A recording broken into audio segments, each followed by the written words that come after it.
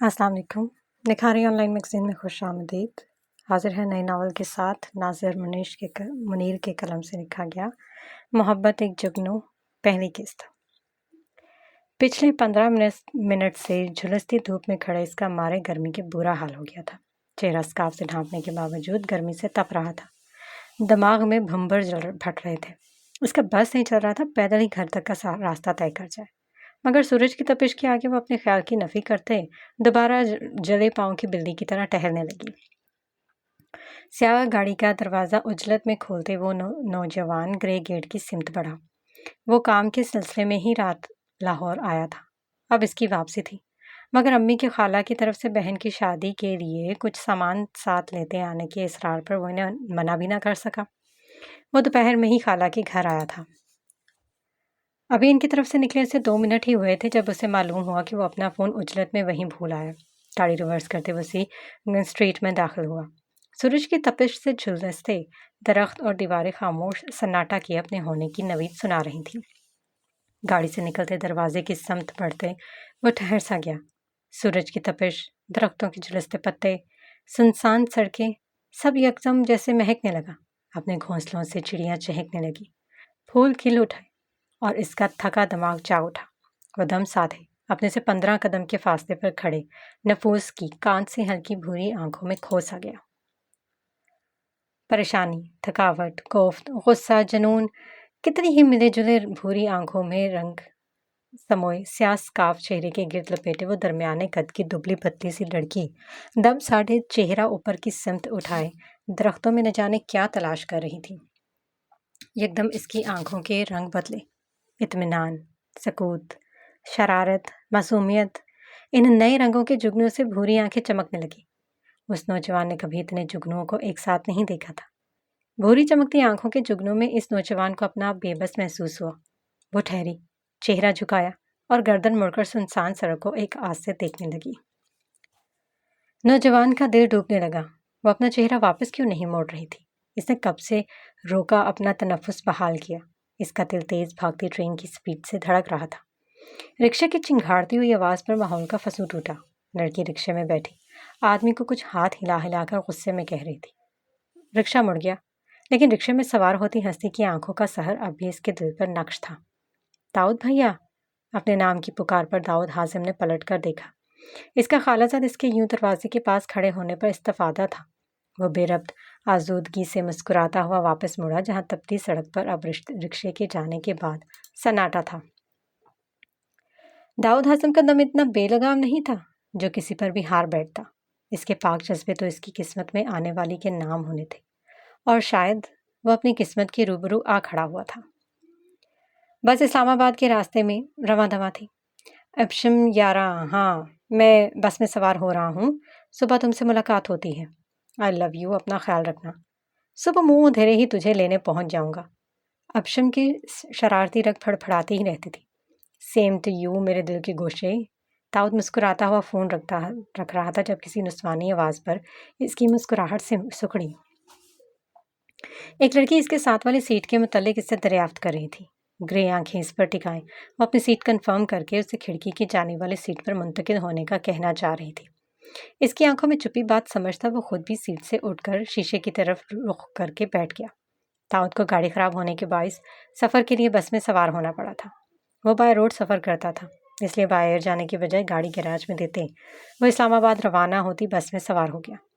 कानों में हेडफोन्स लगाते ताजदारे हरम चलाकर वो सीने पर बाजू लपेटता टांगे लंबी और सीट इजी फॉर्म में रखकर आरामदायक पोजीशन में नात सुनता आंखें मूंद गया। क्या तुमसे कहूँ ए रब के कंवर, तुम जानत हो मन की बत्तियाँ, दरे फुरकत है अम्मियों का काटे ना कटक है अब रतियाँ, तोरी सुदबत सब बसरी कब तक रहेगी ये बेखबरी। दागे बुलगन जदीदा नज़र कभी सुन भी लो हमरी बत्तियाँ, ताजदारे हरम निगाह करम। अचानक वो कराहा कोई नुकीली चीज़ इसकी पसली में बड़ी जोर के लगी थी। हड़बड़ा कर आंखें वाह करते दाऊद ने चुभने वाली शय तलाश करनी चाहिए। तभी तहजीब की कोहनी एक मरतबा फिर इसकी पसली में आ लगी। वो फिर से करा कर रह गया, जबकि वो लापरवाही से अपने इर्द गिर्द से बेनियाज अपने बैग में कुछ तलाश कर रही थी। दाऊद ने तनदही नजरों से उसे घूरा। मिस, आप जरा अपने हथियार समेट के बैठ सकती हैं? दाऊद ने बड़े जब्त से उसकी कोहनी अपनी पसली में लग जाना बावर करवाया। तहजीब ने निगाहें तिरछी करके साथ बैठे नफूस के तासुरात जाने और चेहरा सीधा करके अपना आधा सामान इसकी गोद में फेंक दिया। वो इसकी कार्रवाई पर हैरान नजरों से उसे देखने लगा, जो वापस बैग के अंदर मुंह डाले न जाने क्या तलाश करने लगी थी। इडियट, वो भिनभिनाया। तहजीब, नजरें हनूस बैग पर जमी थी। What is this behaviour miss? वो दांत चपाकर रह गया। बदतमीज नहीं, तहजीब नाम है मेरा, और दूसरा मुझे मेरी मतलूबा चीज़ मिल गई है। बहुत शुक्रिया मेरे साथ कॉपरेट करने के लिए। तहजीब ने इसकी इडियट कहने का बखूबी नोटिस लिया था। इसके सामने एक पर्ची लहराई जिस पर कोई पता दर्ज था, और अब वो बैग इसके सामने किए चीज़ें वापस बैग में रखने का कह रही थी। वो हुनकों की तरह इसकी हरकतें देख रहा था, जो बड़े मुतमईन अंदाज में उसी की ही समत देख रही थी। अब वापस डाल भी दो ये सामान, जिसमें ladies shampoo, perfume, face wash, wallet वगैरह सब शामिल था। आपके काम नहीं आएगा, ये सब लड़की शुदाओं के इस्तेमाल की चीज़ें हैं। हाँ, आप ये रख सकते हैं। तहसीब ने एक कैंडी इसके सामने लहराई। दाऊद का इसकी हरकत पर हल्का हलक तक कड़वा हो गया। अपनी गोद में धरा सामान जारहाना अंदाज में इसके बैग में पटक कर वो शीशे की समत चेहरा मोड़े बैठ गया। तहजीब का ताल्लुक लाहौर से था।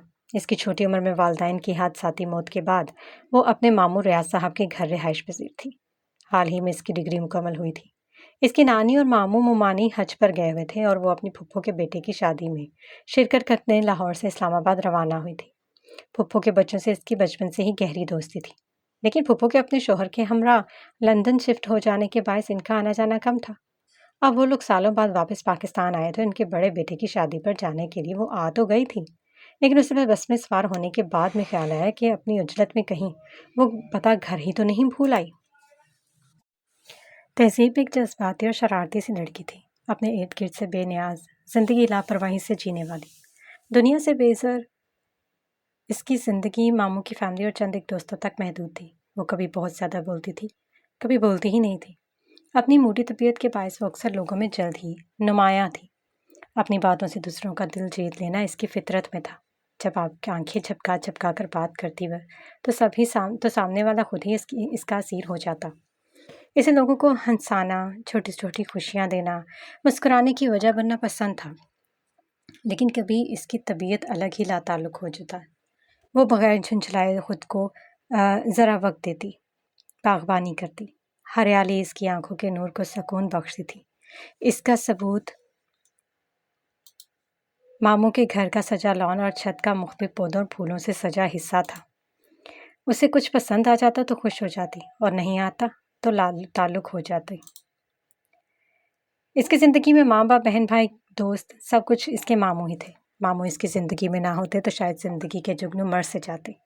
वो इसकी हर छोटी ज़रूरत से लेकर ख्वाहिश को बहुत अहमियत देते थे। अभी इसके यूं अकेले इस्लामाबाद रवानगी पर वो सख्त खफा हुए थे, लेकिन अब्बू के वाहिद खूनी रिश्ते वो खोना नहीं चाहती थी। मामू का अपना ख्याल रखने का यकीन दिलाकर इनकी अपने लिए परेशानी कम करती थी, लेकिन अंदर से वो खुद ज़रा नर्वस थी। वो फुफ्फो के घर का पता संभाल कर बैग में रखती चिप्स खाने लगी। इसके टुकर टुकर देखने पर दाऊद ने कोफ्त से उसे देखा। मुंह सीधा करके भी चिप्स खाई जा सकती है। वो झुंझलाया, कहाँ फंस गया मैं? वो बराबर वाली सीट पर ना बैठी अंजनी आंटी न जाने क्यों घूरे जा रही है। मुझे लग रहा है मेरी चिप्स पर नज़र है। अब इनकी मैं इन्हें सुला मार भी लेती, लेकिन चिप्स एंड हो गया है और ये मेरे पास एक ही था। अपनी बात बताकर ज़रा तिरछी नज़रों से इन उम्र रसीदा खातून का जायज़ा लेने लगी, जो दाऊद के ज़रा इनकी तरफ गर्दन मोड़ने पर शक्ल मोड़ गई थी।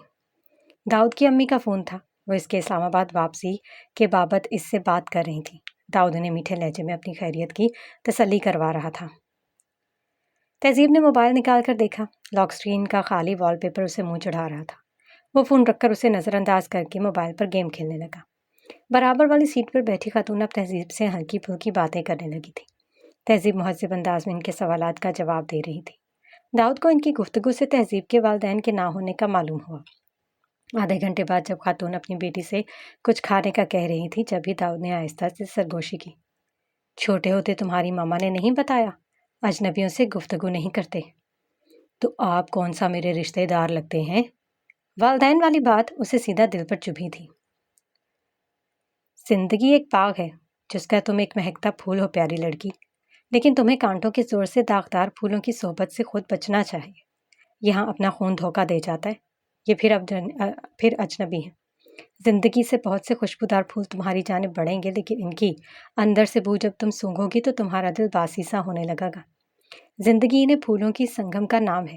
کچھ تمہیں اچھی یادیں اور خوشگوار مسرت دے دیے جائیں گے، کچھ تمہیں تکلیف کی شدت سے روشناس کروائیں گے، کچھ تمہاری مہک چرانا چاہیں گے تو کچھ تمہارے دل کو بھائیں گے، لیکن تمہیں ان سب کے فریب سے آگاہ ہونا ہے۔ جو تمہاری مہک کو تمہارے کانٹوں سمیت قبول کریں، انہیں بس اپنا سچا ساتھی جان لو۔ باقی تو یہ دنیا فانی ہے، تو اس باغ میں بسنے والے پھول کون سا تاحیات رہنے والے ہیں؟ جو پھول تمہارے دل کو بھا جائے لیکن تمہاری روح کو بے سکون کرتا جائے، اسے اپنی زندگی سے نوچ کر باہر پھینک دینا۔ ہر شخص تمہارا سچا ساتھی نہیں ہوتا، ہر وقت تاحیات نہیں رہتا۔ وہ اجنبی تھا لیکن اس کے بوجھل دل کا حال جان گیا تھا۔ کیا آپ نفسیات کے ڈاکٹر ہیں؟ تہذیب متاثر ہوئی تھی۔ دلوں کے حال پڑھنے کا علم اللہ فلک سے سیدھا دلوں میں اتارتا ہے، اس لیے یہ دنیا کتابیں رٹنے کی ضرورت نہیں ہے۔ وہ شائستگی سے بولا، زندگی کے دو سچے موتی، ماں باپ، جس کے کھو جائیں وہ کبھی سکون نہیں پا سکتا۔ اس کا دل بھر آیا، آنکھیں گلابی ہونے لگی تھیں۔ ماں باپ زندگی میں ملنے والا وہ جیک پاٹ ہے جس کا مقابلہ کائنات کی کوئی نعمت نہیں کر سکتی۔ ماموں کہتے ہیں میری آنکھیں بالکل امی جیسی ہیں اور باقی میرے چہرے کے سارے نقوش بابا جیسے ہیں۔ کبھی سوچتی انہیں میرا چہرہ کتنا پیارا لگا ہوگا جس میں انہیں اپنا عکس دکھتا ہوگا، پھر بھی وہ میرے ساتھ قدم قدم پر موجود نہیں ہے۔ کبھی ہمارا دل اتنا بھاری ہو جاتا ہے کہ کسی اجنبی کے سامنے بے لگام گھوڑے کی طرح دوڑ کر کھل سجاتا ہے۔ اس میں کوئی حرج بھی نہیں۔ دل میں چھپے غم جب تک ذہن سے نہ نکالے جائے وہ اندر ہی اندر انسان کی روح کو دیمک کی طرح چاٹ کر اس کے جسم کو مفلوج کر دیتے ہیں۔ جس کی زندگی میں شکر گزاری نہ ہو وہ ہر نعمت کے ہوتے ہوئے بھی سکون نہیں پا سکتا۔ داؤد نے سیٹ کی پشت سے ٹیک لگا کر آنکھیں موند لیں۔ والدین کی موجودگی میں دنیا کے لوگوں سے دوستیاں کر کے، ان سے گھنٹوں گپے لگانے والی اولاد سے جب والدین میں سے کسی کا سایہ چاہے تو اس کی روح پھڑپھڑانے لگتی ہے۔ 40 سے اوپر کا شخص کسے بھاتا ہے؟ یہ دورانیہ انسان کے زوال کا ہے۔ جب ہم چھوٹے ہوتے ہیں یہی والدین ہمارے لیے اپنی آسائشیں قربان کرتے ہیں اور انہیں ہی جمعہ 8 دن کی یاریوں پر قربان کر دیتے ہیں۔ ہم جن کے والدین نہیں ہیں اور جس کے ہیں، دونوں ہی 21ویں صدی میں ایک سی بے سکونی زندگی گزار رہے ہیں۔ والدین کی عظمت کا اندازہ ہم جیسے بے قدروں کو کہاں، تلخ حقیقت روح چیر دیتی ہے۔ میرا دل کرتا ہے ہر اس بچے کے پاس جاؤں جس نے والدین جیسی دولت کو پایا ہے اور ہنوز اس کے پاس موجود ہے۔ ان سے کہوں قدر کرو اس انعام کی جسے تمہیں بغیر کسی جدوجہد کے ہی نواز دیا گیا ہے۔ اس سے زیادہ امیر بچہ کون ہوگا جو بھوک لگنے کے باوجود گھر کی دہلیز پر نظریں ٹکائیں اپنے والد کی واپسی کی راہ تکتا ہوگا۔ ان کے بازوؤں کے گھیروں میں چڑھ کر اپنے پورے دن کی رودات سنانے کو بے چین ہوتا ہوگا۔ ان کے ہاتھ سے بنے چھوٹے چھوٹے نوالے کھانے کی چاہ میں بھوک ہوتے ہوئے بھی اکیلا کھانا نہ کھاتا ہو۔ جو امی بھوک لگی ہے لیکن مجھے فلاں کھانا نہیں کھانا کہہ کر منہ بسورتا ہو اور اس کی ماں اس کے لیے اس کی پسند کا کچھ بنا لاتی ہو۔ اس کی آنکھیں بھر آئیں، وہ چہرہ جھکائے ضبط کر گئی۔ وہ وقت اذیت ناک تھا جب مجھے احساس ہوا میرے نصیب میں والدین کی محبت کے جگنو نہیں لکھے گئے۔ وہ دل برداشتہ مسکراہٹ سے چہرہ اٹھاتی بولی، تم خوش نصیب ہو، تمہاری زندگی میں خیال اور احساس کرنے والے ماموں موجود ہیں۔ وہ اس سب میں پہلی دفعہ مسکرایا تھا۔ انہوں نے تمہیں دنیا کے سرد و گرم سے بچایا، بلکہ تمہاری ہر کمی کو اپنی ذات کے احساس سے پر کرنا چاہا۔ اس دنیا میں کوئی انسان اس وقت تک مکمل نہیں ہو سکتا جب تک وہ اپنے دل کو زندگی کی کمیوں کے ساتھ جینا اور مطمئن رہنا نہ سکھا لے۔ تم اداس ہو کیونکہ تمہارے وال پیپر پر کسی اپنے کا کوئی خیال کرنے والا میسج موجود نہیں، تو تم یاد کرو اس وقت کو جب تمہارے بیمار ہونے پر تمہارے ماموں تمہارا پہلے سے بڑھ کر خیال رکھتے تھے، جب تمہارے ذرا سے سر پر درد تمہاری سہیلیاں آفس میں تمہارے لیے پیناڈول لیے بھاگتی ہوں، پھر چاہے ان کا کتنا ہی اہم لیکچر مس ہو جاتا، جب تمہارے والدین تمہاری نادانیوں پر بھی تمہیں پیار کرتے ہوں، جب تمہاری عجیب پرسرار ساتھ سمیت لوگ تمہیں قبول کر کے تم سے مخاطب ہوتے ہوں۔ ہر دوست، ہر ساتھی ہمہ وقت آپ کی ساتھ کا سایہ بن کر نہیں رہتا۔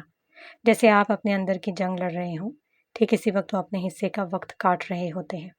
جب آپ کو لگنے لگے آپ کا دوست آپ کے میسج پڑھ کر چھوڑ گیا ہے تو یاد کرو اس وقت کو جب تم زندگی سے مایوس ہو گئے تھے اور دور ہو کر بھی اپنے جادوئی ہمت بخش الفاظ سے تمہیں زندگی کی نوید سنا رہا تھا۔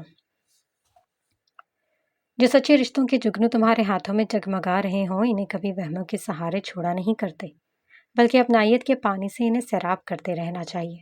جو آپ کا مخلص ساتھی ہو وہ آپ کی اگر ایک پکار پر دوڑا نہ چلائے تو اس کی طرف دوڑ کر آپ کو خود جانا چاہیے۔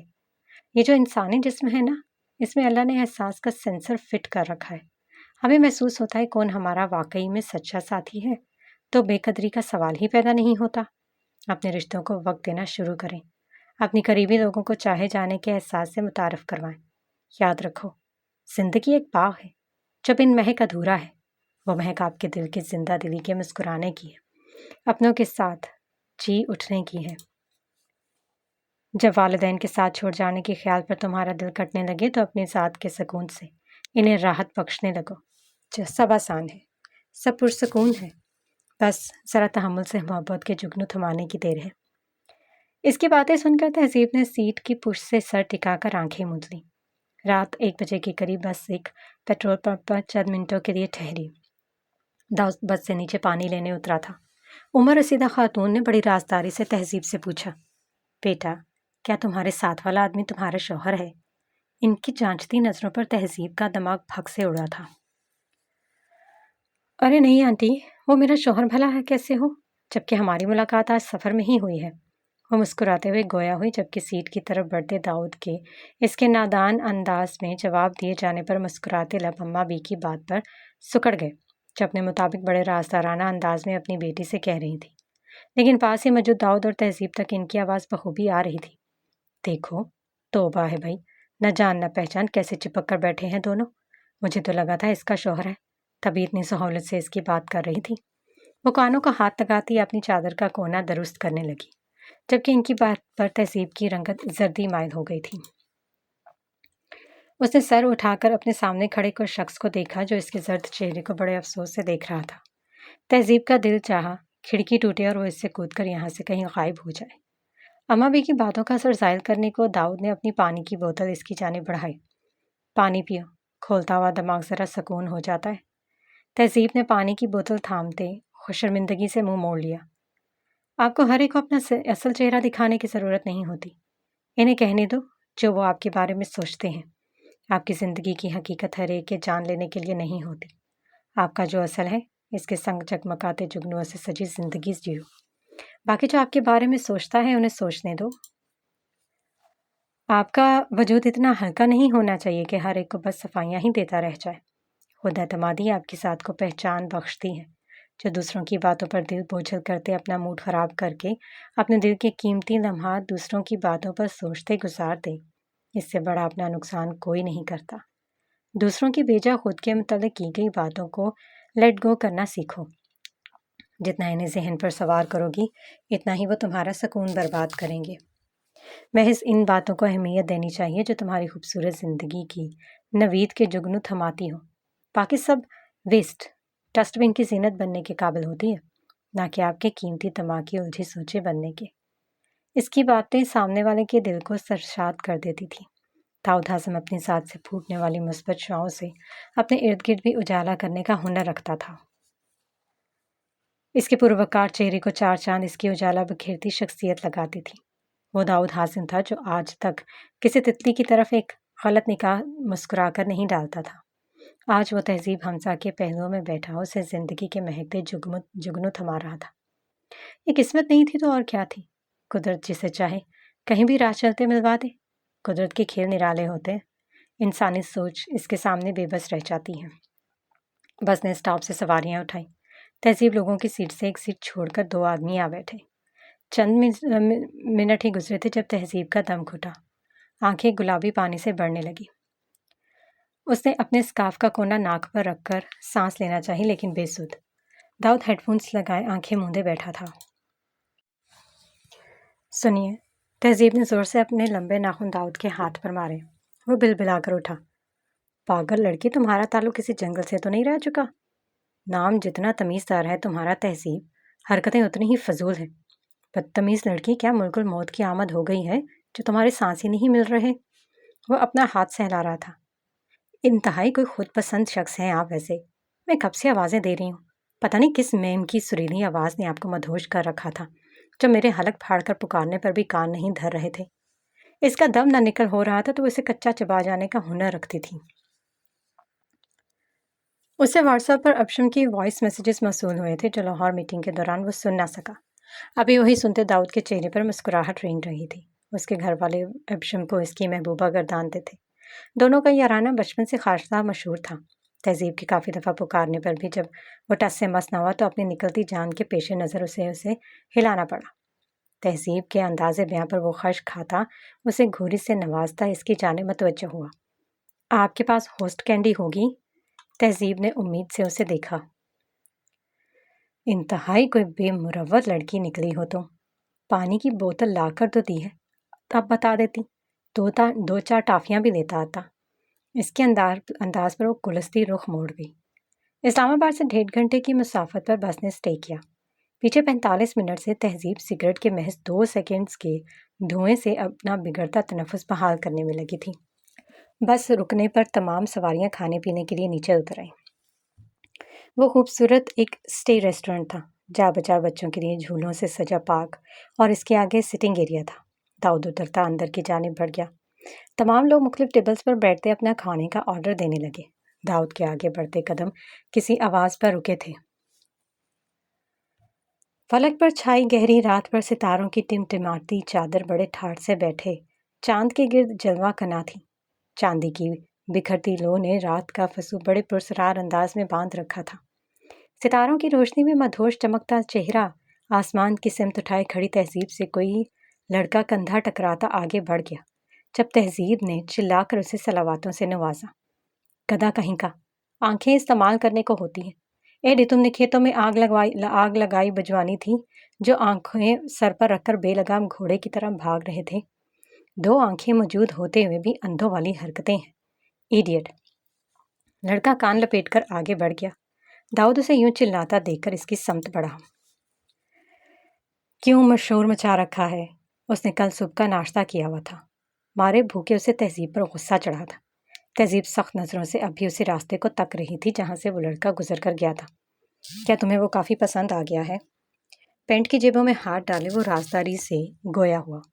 بائی دا وے، آپ ایک انتہائی اپر درجے کے مینٹل لگتے ہیں، وہ پھاڑ کھانے والے لہجے میں اسے کہتی اندر کی سمت پڑی۔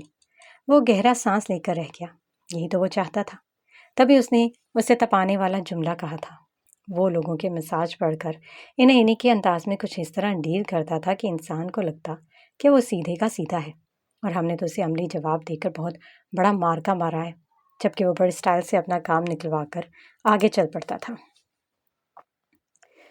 تہذیب اور داؤد نے اپنا کھانا بیری کو بتایا۔ اماں بھی انہی کے ساتھ والی ٹیبل پر آ بیٹھی تھی۔ تہذیب کو ماموں کی کال آ رہی تھی، وہ ان سے بات کرنے لگی۔ جب باتوں کے دوران اسے معلوم نہ ہو سکا کہ داؤد اٹھ کر اندر کی جانب گیا تھا، وہ کان سے فون ہٹا کر اب بقیہ کھانا کھانے لگی۔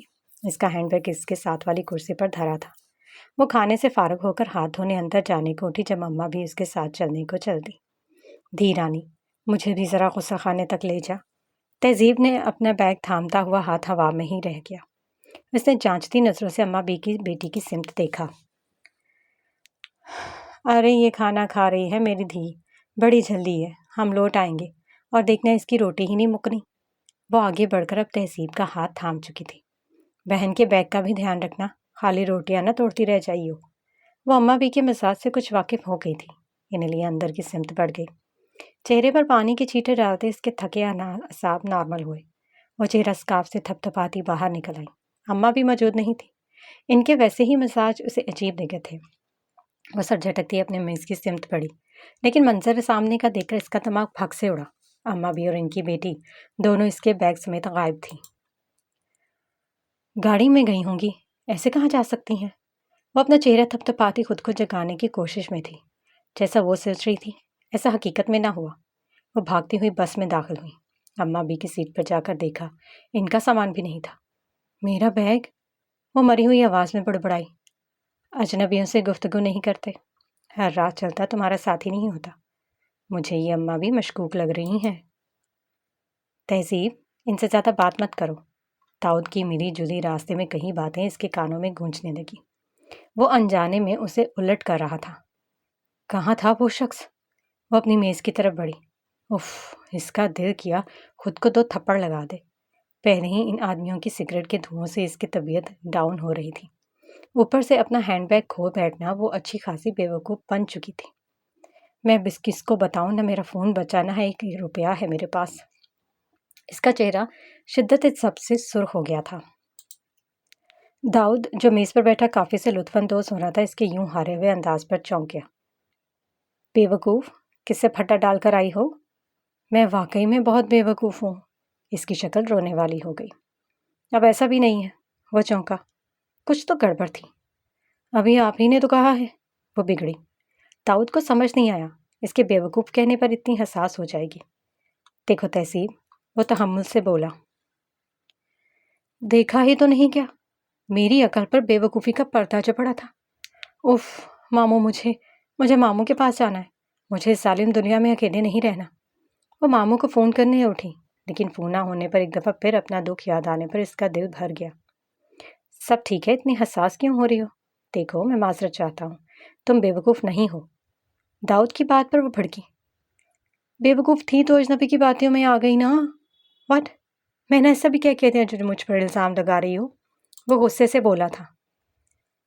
तहज़ीब ने गुलाबी पड़ती आंखों में गुस्सा ले इसकी जानिब देखते दाऊद को देखा। उसकी नाक पर गुस्सा जचता था। तहज़ीब ने फ़ौरन नज़रें फेरी।